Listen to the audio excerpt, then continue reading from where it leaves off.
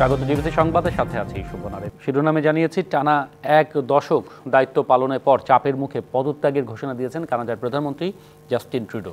সরে দাঁড়াবেন দলীয় প্রধানের পদ থেকেও। তবে দলের নতুন নেতৃত্ব নির্বাচিত না হওয়া পর্যন্ত প্রধানমন্ত্রী দায়িত্ব পালন করবেন তিনি। অটোয়ায় সংবাদ সম্মেলনে ট্রুডো বলেছেন, আগামী নির্বাচনে সত্যিকারের পছন্দের কাউকে চায় তার দেশ। দিন ধরে চাপের মুখে কানাডার প্রধানমন্ত্রী জাস্টিন ট্রুডো। বিতর্কিত বিভিন্ন নীতির কারণে জনপ্রিয়তা তলানিতে ঠেকেছিল। কানাডার উপর নতুন মার্কিন প্রেসিডেন্ট ডোনাল্ড ট্রাম্পের শুল্ক আরোপের ঘোষণায় চাপ আরও বাড়ে। আসন্ন নির্বাচন নিয়ে জরিপে ক্ষমতাসীন লিবারেল পার্টির ভরাডুবির আভাস পাওয়া যায়। এমনই এক পরিস্থিতিতে দিলেন পদত্যাগের ঘোষণা। রাজধানী অটোয়ায় সংবাদ সম্মেলনে জানালেন, দল নতুন নেতা নির্বাচন করার পর ইস্তফা দেবেন দলীয় প্রধান ও প্রধানমন্ত্রীর পদ থেকে।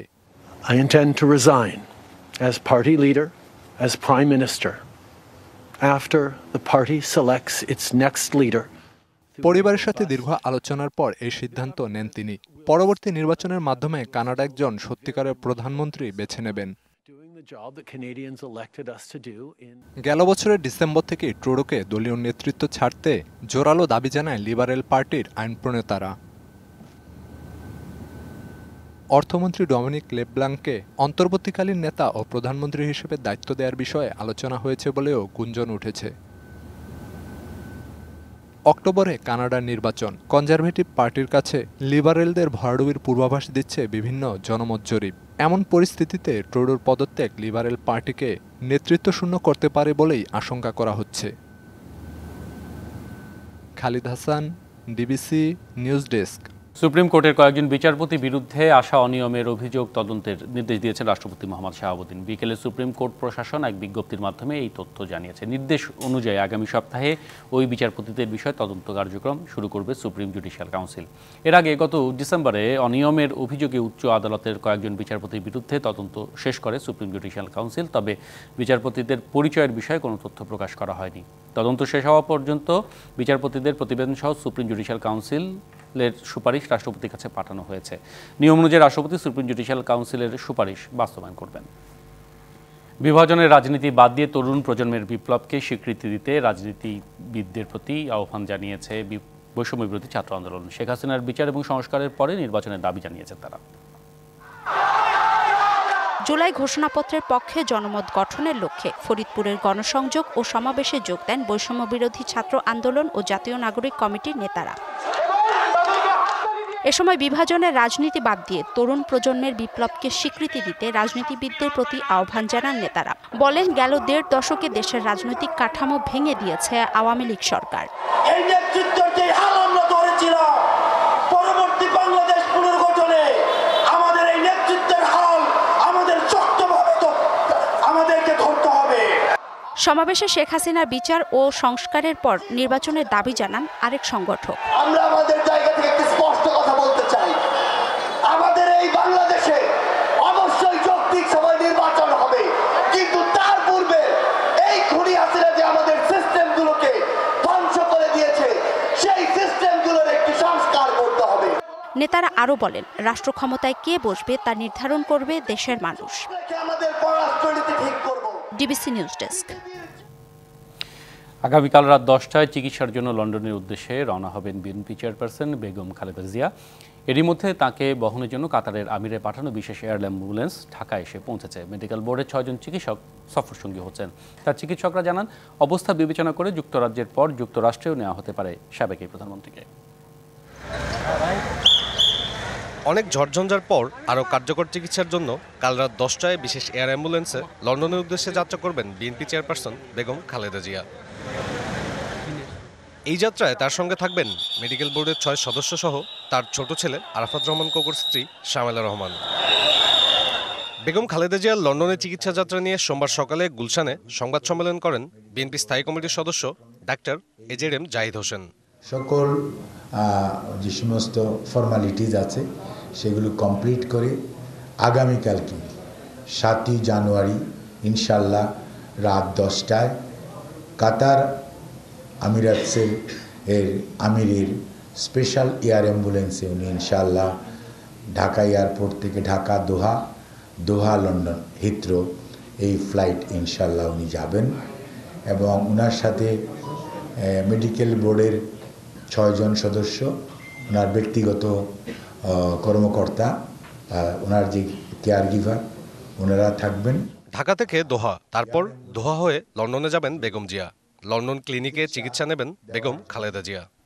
লন্ডন ক্লিনিক বলে একটা অনেক পুরনো হসপিটাল আছে এবং সেই হসপিটালে, এটাও NHS এর অধীনই একটা হসপিটাল, ওখানে ওনাকে ভর্তি করা হবে। উনি এয়ারপোর্ট থেকে সরাসরি ওখানে যাবেন। চিকিৎসকদের ওখানে ওনাকে পরীক্ষা নিরীক্ষা করবেন। তার পরবর্তীতে ওনাদের পরামর্শক্রমে পরবর্তী সিদ্ধান্ত গ্রহণ করা হবে। অবস্থা বিবেচনা করে যুক্তরাজ্যের পর যুক্তরাষ্ট্রেও নেওয়া হতে পারে সাবেক এই প্রধানমন্ত্রীকে। সাব্বির রোজ, ডিবিসি নিউজ, ঢাকা। সাদা পোশাকে ডিবি আর কাউকে গ্রেপ্তারও করতে পারবে না বলে জানিয়েছেন স্বরাষ্ট্র উপদেষ্টা অবসরপ্রাপ্ত লেফটেন্যান্ট জেনারেল জাহাঙ্গীর আলম চৌধুরী। ডিবিতে আর কোনো আয়নাঘর বা ভাতের হোটেল থাকবে না বলেও সাফ জানিয়ে দেন তিনি। রোহিঙ্গাদের নামে পাসপোর্ট ঠেকাতে এখনই পুলিশ ভেরিফিকেশন বন্ধ করা যাচ্ছে না বলেও জানিয়েছেন উপদেষ্টা। ডিবিদের ক্ষেত্রে এইও বলা হয়েছে যে এরা সিভিল ড্রেসে কাউরে অ্যারেস্টও করবে না, তাদের জ্যাকেট অবশ্যই পরিধান করতে হবে, তাদের আইডি কার্ড শো করতে হবে। আমি বলছি যে আইনের বাইরে যদি আমিও কোনো আদেশ করি তারা যেন করে না। আয়নাঘর বলতে কোনো কিছু থাকবে না, এখানে কোনো ভাতের হোটেলও থাকবে না। ডিবিসি নিউজে শুরু হয়েছে ধারাবাহিক প্রতিবেদন দুর্নীতি যাদের নীতি।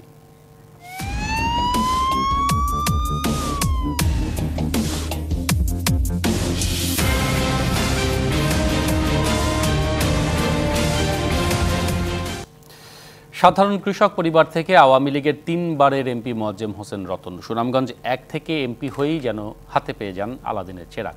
ক্ষমতার দাপটে জমি দখল, দুর্নীতি, চাঁদাবাজি এবং লুটপাটের মাধ্যমেই গড়েছেন সম্পদের পাহাড়। ঢাকা, সুনামগঞ্জ, ধর্মপাশা, নেত্রকোনা এবং মোহনগঞ্জে রয়েছে রতনের বেশ কিছু বিলাসবহুল বাড়ি। খোদ আওয়ামী লীগ সরকারের আমলে দুর্নীতি, ক্যাসিনোকাণ্ড এবং অপকর্মের দায়ে ব্যাপক বিতর্ক ছিলেন তিনি। পরিবর্তিত রাজনৈতিক পরিস্থিতিতে এলাকায় সাবেক এমপি মোয়াজ্জেম হোসেন রতনের অনিয়মের কাহিনী মুখে মুখে।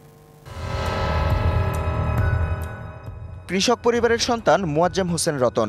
গণমাধ্যমের খবর অনুযায়ী সিলেট পলিটেকনিকে পড়ার সময় এক সাবেক এমপির বাড়ির ছাদের স্টোর রুমে থাকতেন। সে সময় তিনি ওই এমপির ফোন ফ্যাক্সের দোকান তদারকি করতেন। সেখান থেকে টাকা আত্মসাৎ করে পালিয়ে যান রতন। সিলেটের জগন্নাথপুর উপজেলায় টেলিফোন বিভাগে শুরু করেন কর্মজীবন। ওই সময় শুরু করেন ভিওআইপি ব্যবসাও, অর্জন করেন অবৈধ সম্পদ। অভিযোগ আছে আওয়ামী লীগের রাজনীতিতে তেমন যুক্ত না থাকলেও বিপুল অর্থ ব্যয়ে 2008 সালে পেয়ে যান মনোনয়ন। এমপি নির্বাচিত হয়ে আলাদিনের চেরাগ পেয়ে যান মোয়াজ্জেম হোসেন রতন। ক্ষমতার অপব্যবহার করে শুরু করেন অনিয়ম, দুর্নীতি ও চাঁদাবাজি। সরকারি ও এলাকার মানুষের জমি দখলের ভুরি ভুরি অভিযোগ তার বিরুদ্ধে। বালু, পাথর উত্তোলন, কয়লা আমদানিকারক সমিতি, মার্কেট, বাজার, ব্যবসা প্রতিষ্ঠানে চাঁদাবাজি হতো তার নির্দেশে। তার নামে ঢাকা, সুনামগঞ্জ, ধর্মপাশা, নেত্রকোনা ও মোহনগঞ্জে রয়েছে বেশ কিছু বাড়ি। নিজের গ্রাম ধর্মপাশায় রতনের কয়েক কোটি টাকার বিলাসবহুল বাড়ি হাওর বাংলা। সুনামগঞ্জ শহরের মল্লিকপুরে জেলা পুলিশ লাইন্সের বিপরীতেও রয়েছে কোটি টাকার বাড়ি। কানাডায় সম্পদ পাচারের আলোচনাও আছে তার এলাকায়। লুটোতার মাধ্যমে এত পরিমাণ অর্থের মালিক হন, উনি কানাডাতে বাড়ি করেন, ঢাকাতে 2টি বাড়ি করেন, সুনামগঞ্জে একটি বিশাল বিলাসবহুল বাড়ি রয়েছে। তাহিরপুরে 3টা শুল্ক স্টেশন আছে, আমাদের জাদুকাটা নদী আছে, এরকম অসংখ্য বিজনেস সেক্টর আছে। প্রত্যেকটা সেক্টরে ওনাকে চাঁদা দিতে হয়েছে। বর্তমানে তার গ্রামের বিলাসবহুল বাড়ি হাওর বাংলা ভাড়া দিয়েছেন একটি বিদেশি কোম্পানির কাছে। সেখানে সংবাদ সংগ্রহে গেলে পড়তে হয় বাধার মুখে। অভিযোগ রয়েছে রতনের বিলাসবহুল বাড়ি হাওর বাংলা করেছেন স্থানীয় সংখ্যালঘু এক ব্যক্তির জমি দখল করে। সরকারি ও ব্যক্তি মালিকানা জমি দখল করে নিজের নামে করেছেন Moazzem Hossain Ratan technical school and college. ওনার স্কুলের মাঠের জন্য নেওয়ার জন্য আমাদেরকে এভাবে অত্যাচার করে এবং দলিলগুলো বাতিল করে ওনার দখলে নেওয়ার চেষ্টা করে। ভয়ে আতঙ্কে ঘর ছাড়া বাড়ি ছাড়া হয়ে থাকে অনেকদিন। হিন্দুরার জায়গায় অনেক জায়গায় আমরা শুনছি দখল করে লইছে, বিহার জায়গাও বিনা পয়সায় যুদ্ধ হলে নিছে। আওয়ামী লীগ সরকারের আমলেই অর্থ আত্মসাৎ, নানা প্রকল্পে অনিয়মের পাশাপাশি জিকে শামীমের সাথে ক্যাসিনো কাণ্ডেও নাম আসে তার। এসব অভিযোগের ভিত্তিতে তদন্তও শুরু করে দুদক। ওই সময় তার বিদেশ যাত্রায় নিষেধাজ্ঞা দেওয়া হয়, যদিও এসব তদন্ত তখন আলোর মুখ দেখেনি। রতনের নির্বাচনী এলাকায় রয়েছে 47টি দলীয় কার্যালয়, যেখান থেকে নিয়ন্ত্রণ হতো এলাকার সব কিছু। আওয়ামী লীগ সরকারের পতনের পর এসব অফিসে তালা দিয়েছে স্থানীয়রা। প্রত্যেক জায়গায় অফিস করছে, যুদ্ধ হলে যদি বলছে আমার জায়গায় নিও না, যুদ্ধ হলে হুমকি দিয়ে যায় তোরে মেরে ফেলবো, এবং অনেকজনের মাথাও হারাইছে। আমাদের গাছগাছালিগুলা কাটছে, আমাদের জায়গাতে মাটি ভরাট করছে, আমাদের উপর খুব অন্যায় অত্যাচার করছে। দিনে দিনে তার সম্পদ পাগলা ঘোড়ার মতো বাড়লেও নির্বাচনী হলফনামায় সম্পদের তথ্য গোপন করেন তিনি। 2008 সালে হলফনামায় দেখানো আয়ের থেকে পরের 3টি নির্বাচনে আয় কম দেখিয়েছেন রতন। 2008 সাল থেকে 3বার এমপি হলেও 2024 সালে মনোনয়ন পাননি রতন। 2008 সালের হলফনামায় বার্ষিক আয় দেখান 2 কোটি 16 লাখ টাকা। 16 বছর পর 2024 সালে বার্ষিক আয় কমিয়ে দেখান 1 কোটি 51 লাখ টাকা। স্থাবর সম্পদ 37 লাখ 66 হাজার থেকে হয়েছে 2 কোটি 92 লাখ টাকা। অস্থাবর সম্পদ 1 কোটি 14 লাখ থেকে বেড়ে হয়েছে 3 কোটি 19 লাখ টাকা। দুর্নীতি ও অপকর্মের অভিযোগের বিষয়ে ডিবিসি নিউজ যোগাযোগ করলে মোয়াজ্জেম হোসেন রতন দাবি করেন সব অভিযোগই ভিত্তিহীন। মাঠে আবার আওয়ামী লীগ নামলে সবাই দৌড়ে পালাবে। 2008 সাল থেকে সমালোচনা শুরু হয়েছে, চলছে। সমালোচকরা সমালোচক করতে থাকবে, আপনার কাজটা আপনি করেন, দেখবেন যে আপনি এগিয়ে যাবেন। এখন কতজনে কত কথা বলবে, অফিস করছি, দলের জন্য কাজ করছি, এটা দোষের কিছু না।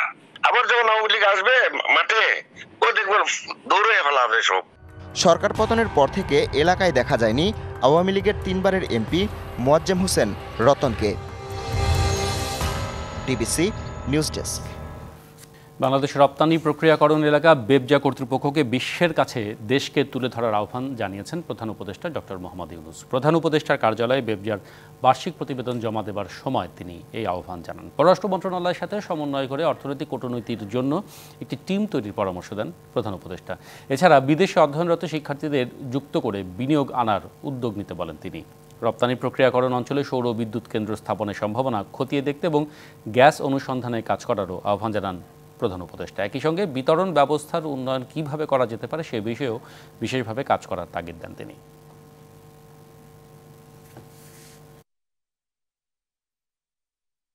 পার্বত্য অঞ্চলে জাতিগোষ্ঠীর স্বায়ত্তশাসন এবং ভূমি মালিকানার জটিলতার কারণে আঞ্চলিক শান্তি প্রতিষ্ঠা ব্যাহত হয়েছে। সমাধানের জন্য দরকার রাজনৈতিক সদিচ্ছা, ন্যায় বিচার প্রতিষ্ঠা এবং স্থানীয় জনগণের সাথে গঠনমূলক আলোচনার উদ্যোগ।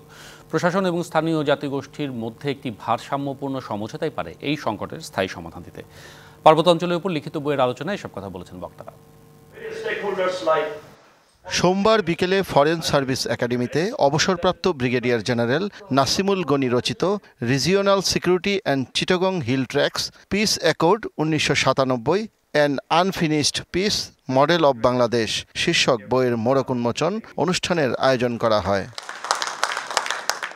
বইটির উপর আলোচনার শুরুতেই লেখক বলেন, নিজস্ব রাজনৈতিক ও সামাজিক পরিচয় এবং স্বায়ত্তশাসনের দীর্ঘদিনের দাবি বিভিন্ন ক্ষুদ্র নৃগোষ্ঠীর, আর এ কারণেই পার্বত্য চট্টগ্রামে দীর্ঘ বছর ধরে অশান্তি ও অস্থিরতা চলে আসছে। অধ্যাপক সলিমুল্লাহ খান মনে করেন, পার্বত্য অঞ্চলের সংকট শুধু রাজনৈতিক বা সামরিক নয়। আমরা যেটা মনে করি যে বাংলাদেশের একটা অখণ্ড অংশ, সেটা ঠিক আছে, কিন্তু বাংলাদেশের জনগণের মধ্যে যে নানা জাতিভেদ আছে এটা স্বীকার করা ভালো। আত্মভাব, আত্মপরিচয় নয়, সেটাকে স্বীকৃতি দেওয়া যদি আমাদের সংবিধানে না থাকে তাহলে সেটা সংবিধান পরিবর্তন করতে হবে। বাংলাদেশের অধিবাসীগণ বাঙালি বলিয়া পরিচিত হইবেন, এটার মধ্যে একটা অধ্যত্ব আছে। অধ্যত্ব নয়, একটা অবিমৃষ্যকারিতা বা ভবিষ্যৎ না দেখার একটা রোগ আছে। শুধু কৌশলগত পরিকল্পনা নয়, বরং সব পক্ষের স্বার্থের সমন্বয়ের মাধ্যমে পার্বত্য অঞ্চলে শান্তি প্রতিষ্ঠা সম্ভব মনে করেন পররাষ্ট্র উপদেষ্টা। নিরাপত্তা অর্থনীতির দিক বিবেচনা করে পার্বত্য অঞ্চলে শান্তি নিশ্চিত করা প্রয়োজন। পাশাপাশি ওই অঞ্চলে সব জাতি, সকল ধর্ম ও বর্ণের মানুষের নিজস্ব বৈশিষ্ট্য ও সকলের সংস্কৃতিকে সম্মান করতে হবে। সেখানকার জনগণ যদি শান্তিতে বসবাস করতে পারে আর তাদের অর্থনীতির উন্নয়ন ঘটে, তাহলে এমনিতেই শান্তি ফিরে আসবে। পার্বত্য অঞ্চলে শান্তি প্রতিষ্ঠায় সেনাবাহিনীর ভূমিকাও খুব গুরুত্বপূর্ণ বলে মনে করেন আলোচক ও বিশ্লেষকরা। But also a lot of scope for research. Shah Emon, DBC news, Dhaka. লোক সংস্কৃতির নানা পরিবেশনার মধ্যে দিয়ে ঝিনাইদহে চলছে লোকনাট্য সমারোহ। লাঠি খেলা, ঝাপার গান, রহিম রুব্বান এবং গাজীর পালাসহ বিভিন্ন আয়োজনে মুগ্ধ সংস্কৃতি প্রেমীরা। আয়োজকদের প্রত্যাশা, তরুণদের উদ্যোগে এগিয়ে যাবে লোকসংস্কৃতির এই ঐতিহ্য। বাহারি পোশাকে লাঠিয়ালদের শারীরিক কসরত, ঢোলের তালে তালে প্রতিপক্ষের লাঠির আঘাত থেকে প্রতিরক্ষার কৌশলে দর্শকদের মাঝে ছড়িয়ে পড়ে উত্তেজনা। ঐতিহ্যবাহী লাঠি খেলার মধ্য দিয়ে শনিবার ঝিনাইদহে শুরু হয় লোকনাট্য সমারোহ। সন্ধ্যায় বসে গাজীর পালার আসর। চম্পাবতী গাজীর ভালোবাসার উপাখ্যানের বিভিন্ন চরিত্র, সঙ্গীত আর অভিনয়ের মধ্য দিয়ে ফুটিয়ে তোলেন শিল্পীরা। এখানে লাঠি খেলা হচ্ছে, অনেক সুন্দর অনুষ্ঠান পরিবেশন করছে এনারা। নাটকটাতে আমি আসলে নায়িকার ক্যারেক্টার করছি এবং এই ক্যারেক্টারের নাম হচ্ছে চম্পাবতী এবং এই ক্যারেক্টার আসলে অনেক বেশি চ্যালেঞ্জিং। গ্রাম বাংলার ঐতিহ্যবাহী লাঠি খেলা, আমরা চাই এই খেলাটা আরো উচ্চ পর্যায়ে যাক। 3 দিনব্যাপী এই আয়োজনে আরও থাকবে ঝাপার গান ও রহিম রুব্বান পালা। তরুণদের সাথে লোকসংস্কৃতির পরিচয় করিয়ে দিতেই এমন আয়োজন। এই ইতিহাসের মাধ্যমে বিভিন্ন সংস্কৃতি, আগের যে সংস্কৃতি, এইগুলো সম্পর্কে তরুণরা জানছে। অতএব এই অনুষ্ঠান আমরা বারবার ঝিনাইদহ জেলাতে দেখতে চাই। এমন পরিবেশনার মাধ্যমে নিজস্ব শিল্প সংস্কৃতিকে তুলে ধরা সম্ভব বলে জানান সংশ্লিষ্টরা। গ্রাম বাংলার ঐতিহ্যবাহী যে নাট্যাঙ্গিকগুলো রয়েছে সেগুলো নিয়েই সাজিয়েছে। এতে আমাদের নিজস্ব শিল্প সংস্কৃতি, বিশেষ করে গ্রামীণ জনগোষ্ঠীর যে শিল্প সংস্কৃতি, সেগুলো তুলে ধরা সম্ভব হবে এবং এগুলো সংরক্ষণ সম্ভব হবে। এমন আয়োজন লোকসংস্কৃতির ঐতিহ্য আরও সমৃদ্ধ করবে বলে প্রত্যাশা দর্শক ও আয়োজকদের। TBC news desk. তৈরি পোশাক খাতে রপ্তানি আয়ের ভুল তথ্য দিচ্ছে রপ্তানি উন্নয়ন ব্যুরো ইপিবি। রাজধানীর একটি হোটেলে পোশাক শিল্প মালিকদের সংগঠন ঐক্য পরিষদ আয়োজিত মতবিনিময় সভায় এমন দাবি করেছেন শিল্প মালিকরা। তারা বলছেন যে সেপ্টেম্বর এবং অক্টোবরে তৈরি পোশাক শিল্পে শ্রমিক অসন্তোষের কারণে প্রায় 15 থেকে 20% ক্রয় আদেশ বাতিল হয়। এছাড়া জ্বালানি সংকট, ব্যাংক খাতে অস্থিরতা, শ্রমিক অসন্তোষ সহ নানা সংকটের ফলে এই শিল্পের রপ্তানি আয় কমেছে।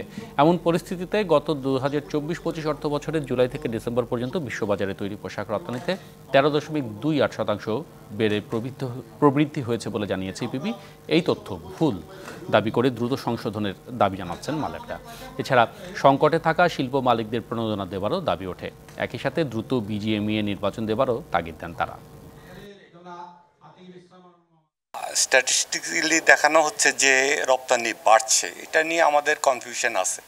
এই ডাটাটা নিয়ে এর আগেও আপত্তি তোলা হয়েছিল। আসলে পোশাক শিল্প সংকটে আছে। বিগত বছরগুলোতে ইনসেন্টিভ ছিল আমাদের 10 to 12%, তো সেটা এই বছর কমে আসতেছে 5-7%, 4%। এই কমে যাওয়ার কারণে কিন্তু ক্ষুদ্র মাঝারি শিল্পগুলো কিন্তু অস্তিত্বের সম্মুখীন আছে। গেমিং এবং রোবোটিক্সের তরুণদের সৃজনশীল দক্ষতা বৃদ্ধি সহ প্রয়োজনীয় প্রযুক্তিগত এবং কৌশলগত দক্ষতা অর্জনে সাহায্য করতে অ্যান্ড রোবোটিক্সের আয়োজনে যাত্রা শুরু করলো বাংলাদেশ স্পোর্টস কার্নিভাল 2025। সংবাদ সম্মেলনে robotics community Bangladesh students programming জানায়, তরুণ প্রজন্ম এবং শিক্ষার্থীদের জন্য দেশের প্রথম প্রোগ্রামিং এবং উদ্ভাবনী প্ল্যাটফর্ম তৈরি করাই তাদের লক্ষ্য। আয়োজকরা জানান, এই কার্নিভাল থেকে প্রতিযোগিতামূলক গেমিং, উদ্ভাবন এবং প্রযুক্তিভিত্তিক অনুপ্রেরণা মিলবে, যা যুব সম্প্রদায়ের জন্য নতুন দিগন্ত উন্মোচন করবে। আঞ্চলিক বা প্রাথমিক পর্বের প্রতিযোগিতা শেষে রাজধানীতে গালা ইভেন্ট অনুষ্ঠিত হবে।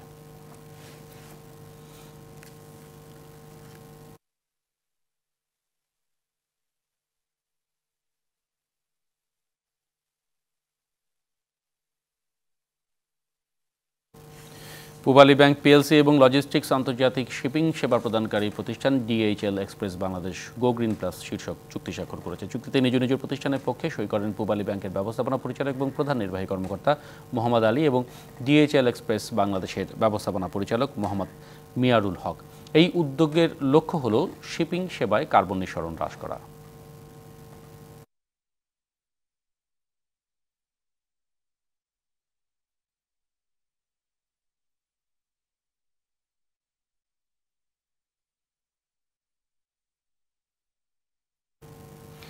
ঢাকা বিশ্ববিদ্যালয়ে অনার্স প্রথম বর্ষের মেধাবী এবং অসচ্ছল 162 জন শিক্ষার্থীকে বৃত্তি দিয়েছে আকিজ মনোয়ারা ট্রাস্ট। বিশ্ববিদ্যালয়ের সিনেট ভবনে শিক্ষার্থীদের সহায়তা তুলে দেওয়া হয়। মনোনীত শিক্ষার্থীরা আগামী 1 বছর মাসে 5,000 টাকা করে পাবে। অনুষ্ঠানে ঢাকা বিশ্ববিদ্যালয়ের উপাচার্য অধ্যাপক ডক্টর নিয়াজ আহমেদ খান, আকিজ মনোয়ারা ট্রাস্টের ট্রাস্টি মনোয়ারা বেগম সহ বিশ্ববিদ্যালয়ের প্রশাসন এবং ট্রাস্টের ঊর্ধ্বতন কর্মকর্তারা উপস্থিত ছিলেন। আকিজ মনোয়ারা ট্রাস্ট দীর্ঘদিন ধরে বিভিন্ন প্রকল্পের মাধ্যমে সামাজিক উন্নয়নমূলক কাজ করে আসছে।